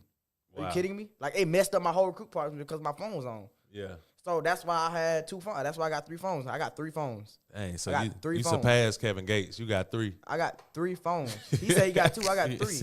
I got one personal phone, and all the others is really just social media. Yeah. What phone service do you use? AT&T. Oh, okay. AT&T. Yeah, you getting all the calls. Shout out all your calls. Shout out to AT&T. All your calls coming through. If any AT&T worker is watching this right now, I need you to do me one big favor. One big Call AT&T. Whoever made AT, what's it? What it called? AT&T. AT&T. I need you to call whoever made it, and I need you to tell them to sponsor me. Sponsor me, please. Okay. Sponsor me. Whoever the CEO is out of AT&T, we're gonna post clips of this too, and we're gonna tag y'all on Twitter. Yeah, you gotta tap in. Tap into Coach Bo. Sponsor the Pensacola Jackboyz. Sponsor the Pensacola Jackboyz. What inspired the name Jackboyz? I have to say, like, it's a meaning behind Jackboyz. Okay, it's a meaning. It's a meaning behind every name. So first off, I put Pensacola because, like, we have a Jackboyz. Like, Jackboyz is like everything. Yeah, everything. You got Pensacola Jackboyz. I could have wore. I would, like, when I got in my closet, not change subject, but when I got in my closet, I was like, what do I want to wear? Right. Like, I was like, what do I want to wear today? I was like, I'm finna go wear. Shout out Pensacola Jackboyz. That's what you posted. You know what I'm saying? I'm gonna represent what I'm here. That's real. But the name Jackboyz came from, like, I'm a big fan of wolves. Yeah. And Jackboyz, if you look up Jackboyz, you see like a wolf. Mm-hmm. And the wolf in our logo is like literally a wolf or something like that. So I'm so blessed into the game to where God is not done working on me. Right. You know what I'm saying? God not done. He doing his big one on me. I'm gonna just tell you right now, he doing his big one. So I think a lot of people like thinking like Jackboyz, oh, they like to do this, that, and third. But you look up Jackboyz, like, yeah, we had an incident. I want to talk about the incident too. Don't forget. Talk about it. Yeah. So don't forget that. I wanna let them know like Jackboyz is not a bad team. Right. Like, yeah, everybody has a name out for themselves. Like, but the only reason that they're like, I had people who bashed me on Facebook and Instagram and stuff like that because of who I am. Wow. I've had park officials bash me, like 707 park officials in contact, but I had them bash me because of what I did. You know what I'm saying? When I beat, okay, so when I say this, I'm about to say what you do, man. so listen, when I beat Hub City last year, Yeah. they park official or whoever was over there, you know, they bashed one of their coaches bashed me Right. on Instagram because I beat him and I shook his hand. So I guess he thought it was disrespect. It was disrespect that you shook his hand? Yeah, because at the end of the 7 game, I really don't shake hands. Oh. But I just So shook you his shook hand. his. I shook his because like that was a good game. So low key you was being disrespectful. Nah, we won by 2 points. But you ain't never shook nobody else's hand though. Nah, I ain't never did. So why wait, you- whoa, so why you whoa. did it? Let's not say that because I just shook. I shook everybody's hand last game. Last tournament, I shook everybody's hand. Yeah. I shook everybody's hand. Okay. And the funny thing is, last tournament, I betted Coach Brooks $20 I was gonna beat him. And I was like, I said, I had my 20 at the 50-yard line when I meet you. Yeah. Guess what? I had half from 20. Good thing he waived it, though. Good thing he waived it. He waived it. Good thing he waived it. I was like, God dang it, man. It was the first play they killed me. The first play they scored because we wasn't on the field. I ain't even know we played. We started because we were supposed to play at 4. That's how they roll? Yeah, You could just run a play. I guess so. Wow. They said I had my thumb up, but I was not. I don't remember that. I don't remember that. I put up the film. I said, I don't have my thumb up. So, Man, let's get into the incident though. So, you know, we had a tournament last weekend. Right. And you know, that was a competitive, as you watched the YouTube That video. was the one. Yeah, that was a At the competitive tournament. And if you go back and watch that YouTube video, I was like in the moment. Yeah. I was ready to win. So we get ready to play a team. I'm not gonna say any team name, you know what I'm Right. saying, because some people out there already know who it is. You know what I'm saying? I'm not gonna say nothing. But we got into a team and it was like a close game. We got 2 touchdowns called back. 2 touchdowns called back because of like 707. You can't run when they get an interception. They call that blocking. So I mean that's just the rule. But if I, you know what I'm saying, if I pull up the film right now, I really wish the camera crew would send it to me. If I pull up the film right now, none of my players moved on the first interception. None of them. So they called it back. So the game got out of hand. Yeah. So the rule book is that you can only have 25 players, right? Well, for that team, they had like more than 25 on the sideline. Right. So I told the ref, I tried to stop the game before everything happened. Yeah. Okay, I tried to stop the game before anything happened. They called the touchdown back. I was asking questions. I was like, what happened? Nobody told me. Right. So I'm cool with some of these refs. I'm really cool with some of these refs. Like me and some of these refs, we got like personal relationships. I can see them outside of just reffing. Right. So from what I was told was one of them refs did not want to ref our game. So what that triggered is right there is you don't want to ref our game, get somebody who want to ref my game. Right. I had plenty of refs that come up to me and say they want to ref this game. I said, okay, let's do it. Yeah. You know what I'm saying? Like, but they couldn't because that wasn't a game. But so boom, that touchdown got called back. And I really wish they would drop the film. Like I'm getting on this. I'm like, bro, drop the film. I need this film now so I can analyze it. Like what happened? So boom, we got 2 touchdowns called back, and then boom. So it was supposed to be 14-0. They go score 3 touchdowns because we gave up because we're getting cheated. Wow. You know, you only get 25 minutes in the playoff game. So boom, after that, you know, it got personal. Like, you know, it's gonna get personal to the point where you start talking about somebody, you know, somebody dead related to us. It's gonna get that way. So they was talking about dead relatives out there? Yeah, and then, you know, I'm on this side of the field. That's wild. I'm on this side of the field, and they on that side of the field. I'm talking to a referee. Right. My back is turned. Like, I didn't even see it until, like, you know, I seen everybody from my sideline run out there. Yeah. And it, you know, it just got active. I'm going to just tell you straight up. And it just got active. And then I think that at that day, I was bashed on Instagram. No, not Instagram, Facebook. Wow. I was bashed on Facebook. And I mean, it's reported that I'm supposed to be banned, but I don't know. What? You supposed to be banned from that field? From that field? No, from that tournament. Oh, from that tournament. From that tournament, I'm supposed to be banned. So, I don't know. You got active. Yeah. It got. I'm telling you right now. No, they thought it was sweet. Listen, it got to the point where it was violence out there, bro. Like real deal. Wow. Like, and it was we was provoked because of the referees didn't even want to ref the game. They didn't want to ref. That's wild. So once the referee told me that, I was like, "Are you kidding me? Like, you don't want to ref this game?" It's other refs that don't even want to ref that game because it's lame. How about y'all go ref that game and they ref this intense game? Yeah. And I learned this. When you have an intense game, you're going to need intense refs. Nah, that's a fact. You're going to need intense refs. Somebody going to have to keep y'all, like, separated. Exactly. Yeah. And you're going to need refs that everybody know. Because if I don't know you, like, I don't know what you're doing. Right. Like, I don't know what not to do. Because, like, some refs, like, okay, 707, you're not supposed to run on the field. When I go, and if I have, like, Jeremy or, like, Miss Cindy reffing my game, they don't care. Yeah. They don't care because it's like you're having fun. Now you got some of these refs that just take their jobs too serious. Right. You know what I'm saying? They by the book. By the book. Yeah. Which I don't understand. Like 707, you're supposed to have fun. I can see it's contact. Now contact is different. Yeah, but I'm cool with by the book, but it's when because you already said it's ones that let you have a little fun. Then there's ones that's strictly by the book. But then you got ones that's just straight up cheating. And I realized that too. Because that game, I really, and if I had the film, like I keep saying, if I had the film, I would show you that we were cheated. Yeah. And we were cheated because of what we did at tournament. Like, nobody expected us to come out there and win all them games. Right. We the underdog. People don't like to see you win. At all. I like that. At all. And I didn't like it at all because I just thought that was the road that we were supposed to win that championship this year. That day. That Saturday. That was a long day. Our first game was at like 4:00. Yeah. We got out of there at like 11 o'clock. So all of that went down, man. How did y'all get like your team and everybody home safe? The security was called out there. Like, it was no security out there. Right. Like, normally you're supposed to have security out there or something because of, because of those intense games. Exactly. You're going to have intense games in 707. You're going to have them. Right. You got big teams in there. Like, you know what I'm saying? But I made sure all my players are straight. Like, when I got home, we had a team meeting. We had a team meeting at like 12 something at night, and every last one of them was in there. Yeah. And I let them know. I said straight up, listen, we're not gonna do that ever again. That's just how. And I think I acted out of character a little bit too because it got to a point to like, what are you doing, referees? Yeah. Like, can you please do your job?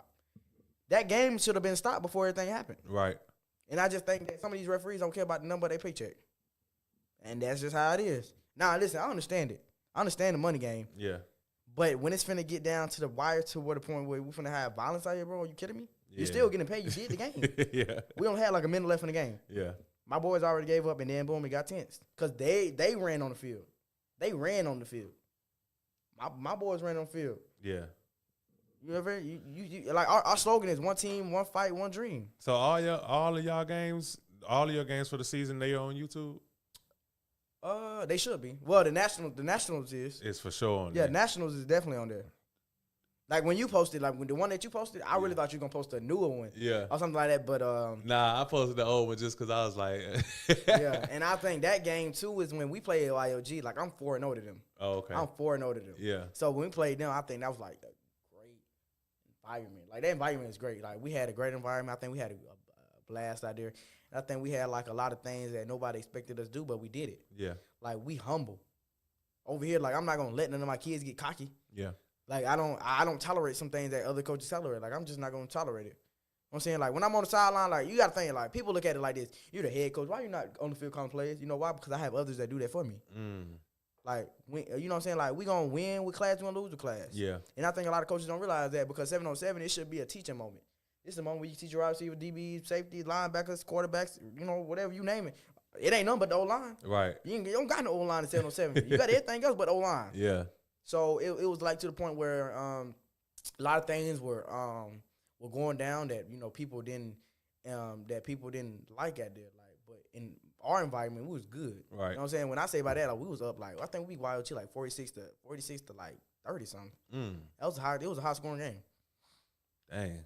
That don't sound like no defense was being played that time. Nah, see, okay. With that, okay, I'm gonna tell you straight up though. Like if you go back and watch the film, like I watched the film, it was they killing us on the switch routes. Oh, okay. But now it's like I'm still getting on to people like when they switch, you switch. Yeah. It's common sense. Why are you gonna follow him? You just gonna run straight into a trap. Just switch.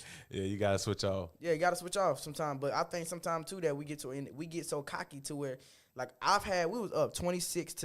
Mm-hmm. They came back.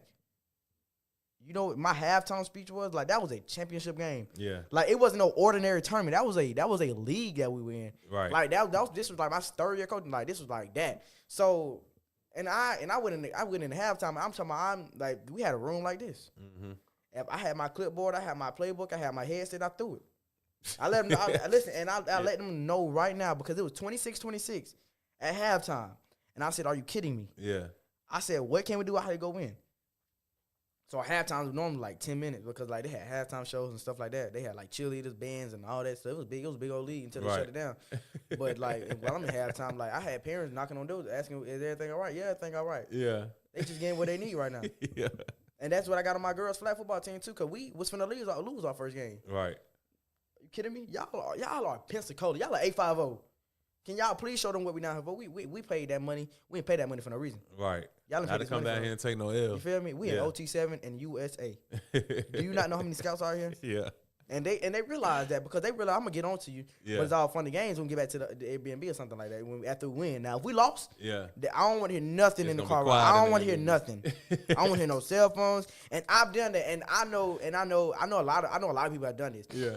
I went and I've told like, okay, for instance, we had an Airbnb last year in Tampa for the Jackboyz. And I've took people's phones just because like you own it for what? Yeah. What are you doing to study what are you doing to process your mind for tomorrow? We had a game at 8 a.m. that morning. Right. We had to be at the house at like 6 a.m. because we was so far from the place. You know what I'm saying? Like I told them straight, I had a basket and I had it in my room. I had my door locked. Yeah. You know what I'm saying?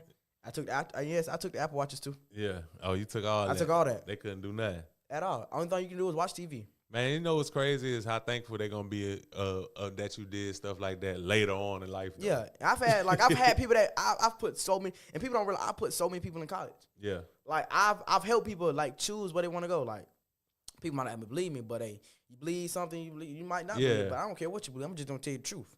I know. I believe you definitely got them even more options than what they would have got. Because you look at it now, it's to the point where if I'm in a university, right, and I am like, how do I say that? And if I'm in a university, right, and I got a game versus Alabama tomorrow, guess what? Yeah. That phone you better not be on that phone. Because colleges have stricter rules. Yeah. You can't have nobody in there, like No company. No, nothing of that. Coach is coming, knocking on that door. I'm talking about, boy, they gonna have tape on that door. You tell that tape, you ain't playing in the morning. I promise you. Yeah, and I think I was announced as I was the first ever, I was the youngest ever coach to coach in the 7-on-7 tournament. And that's just like, and I think I was blessed to do that because God is, like I tell you, God ain't done working on me. Yeah. You know what I'm saying? Like, there's so much things that I have not accomplished that nobody have knew I'm doing right now. Right. Like, I have so many things that you don't even know I'm over. Like, from fast food, like, you might not even know I'm probably a co-owner or something. You know what I'm saying? Like, I have that privilege because, okay, fun story. Like, this, I know this out topic. But fun story, we was in Tampa, and I walked in the Whataburger. Yeah. And Miss Cindy, which is not Miss Cindy, I'm sorry, Miss Chef, that's her name, Miss Chef, which was over that Whataburger. So when we walked in there, and my team, like, you know, we wanted something to eat, like, right, you know, Whataburger is a sit down place. You can go sit down. That's what I said. I talked to her. I was like, listen, I don't want to pay for this. I said, I don't want to pay for this. She told me, she said, don't worry, it's already on the house anyway. I said, okay. It was on the house. We made sure them boys fed because a lot of them boys didn't take no money. Because, like, a lot of them are not financially stable to do that. Right. Like, we have, like, 5 on the team that's financially stable to do that. You know what I'm saying? We have 5. Yeah. 5. What we going to do with the rest? What we going to make them not eat? But with Miss Chef, she understands me. She understands me. Yeah. She understands me. She understands what I'm trying to do. She understands that Pensacola is like, it's so small, you don't know what they got going on in your life. Right. Okay, so then it's to a point to where I do this too. If you posting all that money on social media, where is that right now? Oh, nah, that's real. Where's that right now? You feel me? They doing this. Yeah. You feel me? Where them 20s at right now? They like where them 100s at right now? Because you're going to pay for your food. And that's just real though. Because I've done that before because I've had and people don't know this, but before we even leave to go anywhere, you think you finna bring a vape or a gun or anything on my trip? Guess what? We stop you at the gate. We're gonna search you. We're gonna make sure that we searching all in you, boy. Yeah. Like people like to hide things, you know. Yeah. They like hide it down there. Guess what? I got people that gonna go down there. They getting paid to do that. Yeah. You know what I'm saying? They getting paid to do that. You think? And we checking bags. We checking all that. We checking behind your cases because a lot of people it's like now we got these little pens. You know what I'm saying? These little vape pens or something like that. We're gonna check that. And guess what? When we see it, we're throwing it away. Wow. Because you're an athlete doing this. That's serious, bro. It really is though because A lot of coaches the fact don't that see you, the it. fact that you got, yeah, that's what I was about to say. The fact that you got to go to that extent to make sure your team is, you know what I'm saying, straight and not bringing nothing like that on your bus. Or Exactly. And I'm so thankful because our bus was supposed to cost like $7,000. yeah, $7,000 just to go down and back. I'm so thankful that I have the right people in my life that I got that bus for like $1,000. wow, And that was a 32 passenger charter bus. yeah, That was 32 passenger charter bus. And guess what? I was blessed. yeah, I was really blessed. And I told that bus driver, I said, look, everything is on us. Shut up. Because he came out of his own mouth and told me, he said, I got a pay cut. yeah, I was like, okay. I said, listen, everything is on us. We got him merch. We got him food. We got him a whole hotel to stay at. yeah, This you feel me? Because like, okay, when we have Airbnbs, you can't bring a bus. right. So we had, we had to get dropped off at the gate or something like that. And I make sure all my players are in gear. Like when we travel, you gonna be in gear. Yeah, If you ain't represent this, you ain't represent nobody. you ain't playing, boy. You know what I'm saying? Yeah, I have a dress code at practice. You come to practice with sweats on, guess what? You gonna sweat right back out my gym, or right back out my field. What's the dress code to come? So my dress code is, I don't care if it's cold. We coming out there, and if your cleats better be on by the time you hit the field. Yeah. And guess what? You got 5 laps. And guess what? If you don't want to do your laps, better listen. Your mamas and daddies and sisters and brothers gonna tell you to do the laps. You know what I'm saying? Like, I don't play. Yeah, I'm gonna just tell you right now. I don't play. I don't play none of that. My dress code is really simple. Like no hoodie, none of that in practice. Because I don't wear no excuse. Oh, the ball slipped off my hoodie. Yeah. No. Gloves, no. You can't wear no gloves out there. You can't catch. they can't wear no gloves. You can't catch. That's real. Only time I allow gloves is in games and like ski mask is in games because like practice. What do you need that for? Who you out here trying to look good for? but I understand the game now is to the point where you look good, you play good, and I understood that over time. Like I've had people I've had like Quan. He was supposed to be here. If he was here, I would literally tell you everything I've done here. I made him sit down. And I made him take that ski mask off and give it to me. He never ever seen it again. Yeah, Never ever seen it again. Never ever. I still got it. wow. I still got it because guess what? You gonna come to my practice. You gonna have that stuff on. It's mine now. Thank you. Yeah. What's the most like inspirational story that you have from an athlete that played under you? Like, I've had an athlete, and I'm glad you asked this. I have an athlete who was really homeless, and I took the time out to literally like put his family into a great position to the point where they're getting more money than they probably ever touched. Because when I got hired at FBU, and FBU is it's like a paid event. Like you get paid to go do things and stuff like that. So I hired them as like a team manager with their son, like playing. The players don't get paid or nothing like that. right. But they was like a team manager. It's like making like at least I think it was like I think you used to get like $400 a tournament or something like that. But with coaches you get more. But I'm thankful because I put somebody who was homeless in college. It was a low college because he didn't have the resources to like get his GPA and stuff like that up. Right. But I'm so thankful to the point I think God put me here for a reason. And I thank God because you look at some adults and they're not even doing this. And that's just how it is. You look at adults, they daddy balling, they over here playing the best ones, but you got so much talent on the sideline, what you gonna do with it? And that's just straight up. Because and it's a funny story too, because I had Vaughn last year. Yeah. And I did not trust Vaughn for nothing. Don't get me wrong, I put Vaughn in the game, he got burnt the first play. I'm like, oh my God. So this offseason, I took the time out to recruit him back because he was gonna leave, but I recruited him back. When I recruit, I'm gonna tell you straight up how I feel about you, what I think about you. So I took the time and I said, Vaughn, listen. I said, Vaughn, you a great player. He has the size. I think he's about 6'4". 6'4", 6'3". Yeah. He has the height.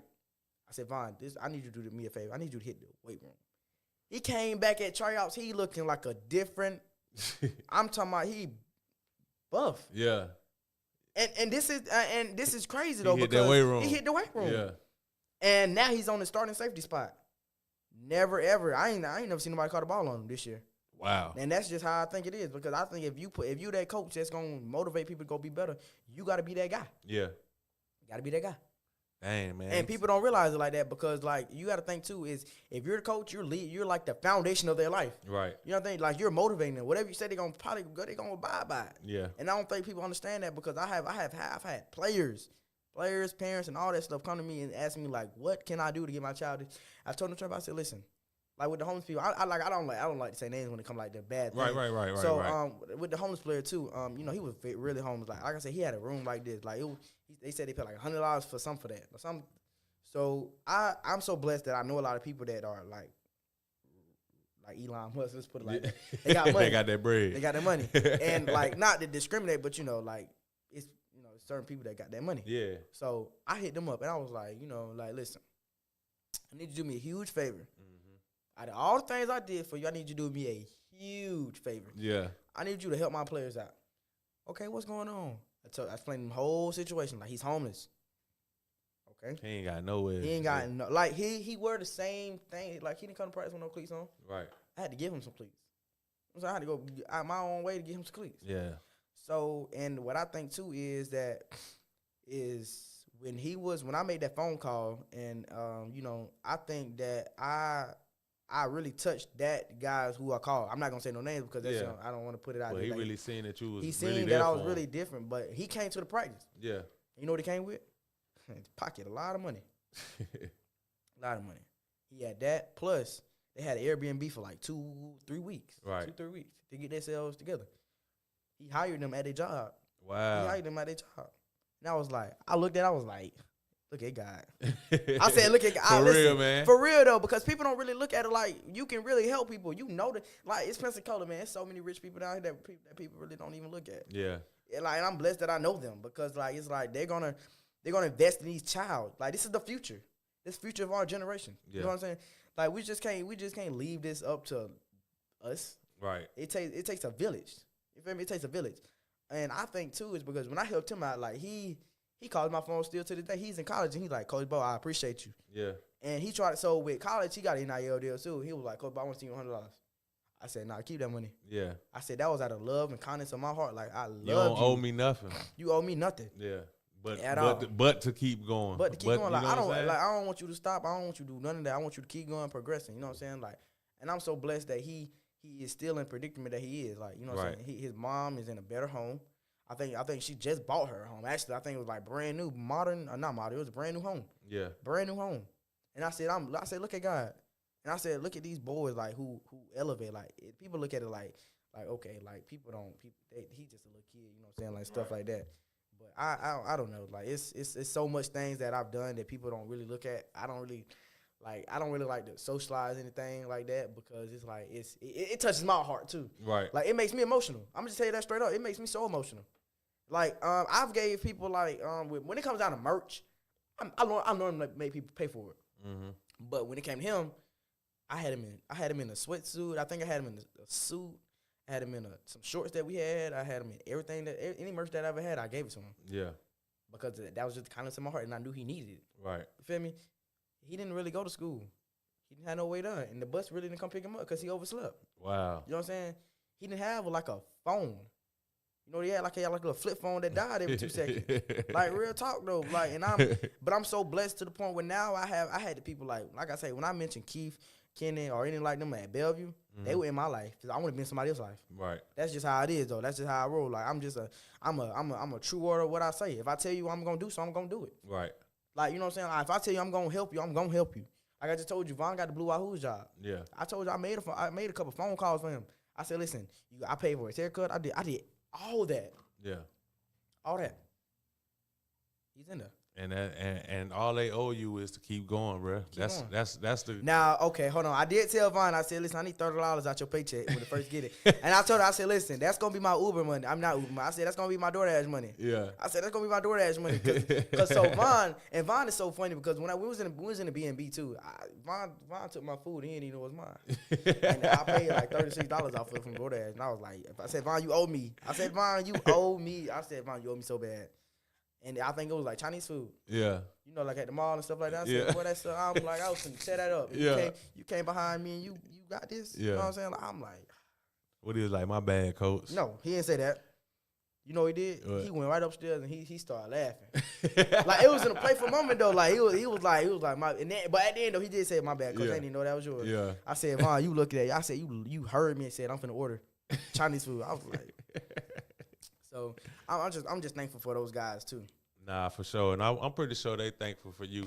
Man, we got to get up out of here, bro. I know I could talk to you forever, though, bro. Yeah. I enjoyed this conversation for Me too. real. I really did, too. Before we end this interview, though, like, if it's something that you wanted to discuss or get off your chest that we didn't discuss in the interview, here's your time right now to, you know what I'm saying, do that. What I want to get on my chest is that for all the people that, like, I know there's a lot of people that look up to me. Yeah. I'm gonna just tell you that right now. Like when I was at the championship game, there was so many people who looked up to me. For all the people that look up to me and that wants to be in the position that I am right now, start now.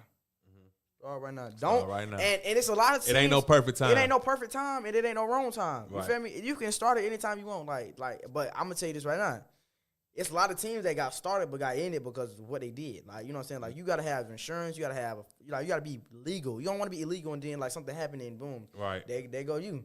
You thrown in the fire. But for all the young kids out there, like I don't want to take up no time. But for all the young kids that's out there that looks up to me or that looks up to anybody, like you can be whatever you want in this life. And my auntie always told me that you can be whatever you want in this world, whatever. Right. All you gotta do is put your mind to it. You feel That's me? real. Like I'm pretty sure like it's so many people that was in like that had their mind on the NFL that made it. Mm-hmm. You feel me? Like that wasn't no plan B. That wasn't. Yeah. I'm going to the NFL. Yeah, and I used to say that though. Yeah. I say I don't have plan B. I want to go to the NFL.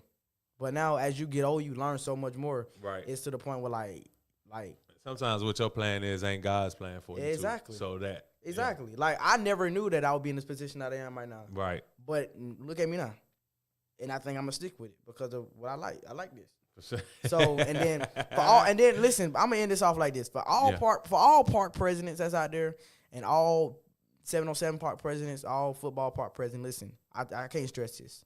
Keep going. Listen, keep going. You're gonna have hard times, you're gonna have fun times, but you gotta think it's about the memories. Right. The memories that you make. Like I made bad memories too, and I still talk about it. Yeah. It's about the memories. So I appreciate everything that everybody gave me. Like I'm grateful for the game. I'm grateful for to end it off. I'm grateful for Mr. Coach Keith Robinson at Bellevue. I'm grateful for Coach Brooks. That's my guy. I'm grateful for my assistant principals at Pine Forest. I'm really thankful for Mr. Kenny for putting me in the game. Thankful for my family. Big shout out to them Jackboyz. Go Jacks for life. For life. For life, man. For real. I'm telling you right now, these Pensacola Jackboyz are going to be different next year. All right, next year and this summer we're gonna be different because we're gonna train. We're gonna outbeat everybody. All right. So I'm just letting y'all know that right now. All right. And tap in with me, man. For real. Like y'all make sure that y'all do whatever y'all gotta do to be successful in life. Like for real. Whatever you gotta do to be successful, do it now. And let everybody know where they can find you on all social media. You can find me on social media at Instagram at Sac Church of Bo. And no, that is not a game. No, that is not a game. No, that listen, I get that every day. Is that a game? No, that is not a game. That is that's just a name. It's not a game. I'm not in no game. I'm not affiliated with nothing. Or you can find me on Facebook at Jazhaun Boggan. Well, it's supposed to be Junior, but I took that off. So y'all appreciate all y'all. Appreciate all y'all for tuning in with this podcast, man. Yes, sir. Make sure y'all shout out to the Chop Up Podcast, man. Y'all know I'll probably be back on here pretty soon too. You never know. I might have the whole team on here. Yeah, team. We're gonna definitely have you circle the block with some of the team. Oh yeah. For sure, man. This is the Chop Up Podcast. This Big V. Hey, I hope y'all enjoyed this interview out here. This is really, really great, man. Good to have a young entrepreneurial spirit, somebody out here doing something for the community. Man, a lot of y'all, including myself, didn't know that it was stuff like this going on in the city. I definitely salute you, man. Appreciate you, man. I really appreciate you. First podcast that I was on, by the way. Hey, first one in Pensacola. The chop up has been the first for many, man. I appreciate having you on here. Hey, if y'all tuned in, make sure that y'all share this live. Make sure that y'all also follow us on Instagram, the Chop Up Podcast. Also, subscribe to us on YouTube, the YouTube channel, and check out the live section. You can see this interview on there as well. The Chop Up Podcast, and we signing off. Peace. Yes, sir.